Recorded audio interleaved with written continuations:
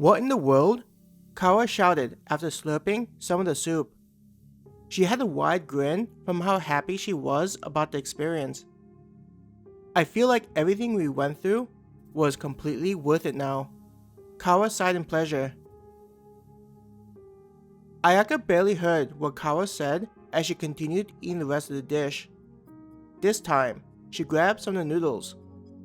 Slurping it up, she chewed and enjoyed the elastic taste.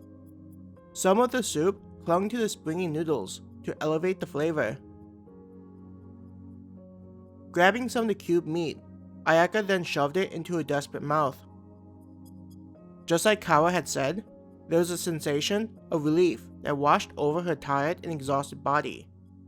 It felt as though every cell in the body was soaking up the flavor to be infused with energy.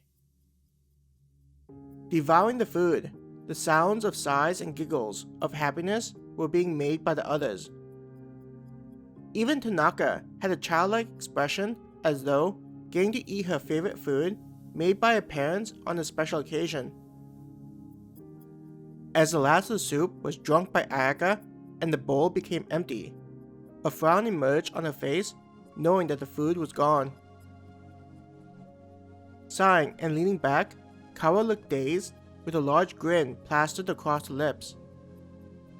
I can't believe that I could eat such food in this place. She had a hand on her stomach. Does anyone want to get any more food? Ayaka asked others. Mizuki nodded at Ayaka's suggestion. I wonder what other food they have here. If it's anything like this, I'm afraid I may never leave. Ayaka looked at Masao, who was already searching for where else they could go to try food. I'm glad that you all enjoyed the food. Compared to the regular food where you may feel drowsy after eating a lot, this food will instead revitalize you. Not necessarily in a stimulant, druggy kind of way, but your body will be able to heal and repair itself faster. Darlina stood off to the side and explained after it saw that they were ready for the next dish. Do you have any other recommendations? Ayaka looked at the robot. I'd enjoy something with more vegetables in it, Mizuki asked. Hearing Mizuki's request, the robot paused for a moment before nodding its head. I think I may have something you'd enjoy. Where do we put our trays? Tanaka asked the robot. Walking over to a waist-high circular object, Darlina motioned with his hand to the opening. Feel free to place everything inside of here. Ayaka wasn't sure what the robot meant, so she decided to approach the indicated object. Seeing the opening, she inserted her tray with the bowl, utensil, and used napkins and just dumped it all inside. And if you accidentally throw something belonging to you away, there's no need to worry. It'll be cleaned and delivered to where you're sleeping for the night, Darlina explained to them. Watching in amazement at what just occurred, Ayaka asked, Where does it all go? Darlina giggled as though enjoying the reaction. Everything is sent to various locations where they'll be cleaned and sanitized. They'll then be delivered back to a place that distributes them to the various eating locations inside of the underground city.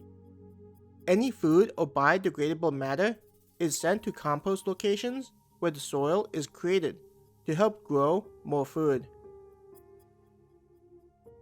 That's an impressive system you have, Tanaka said. It's like no waste is created, Mizuki added.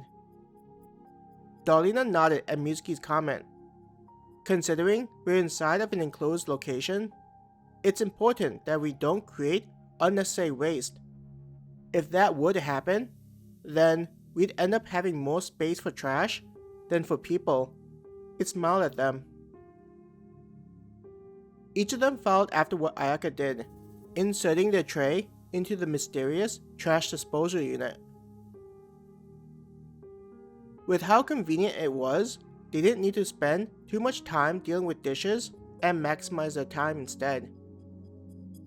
I always hated doing dishes, so I'm glad that I don't need to do them anymore. Kara sighed.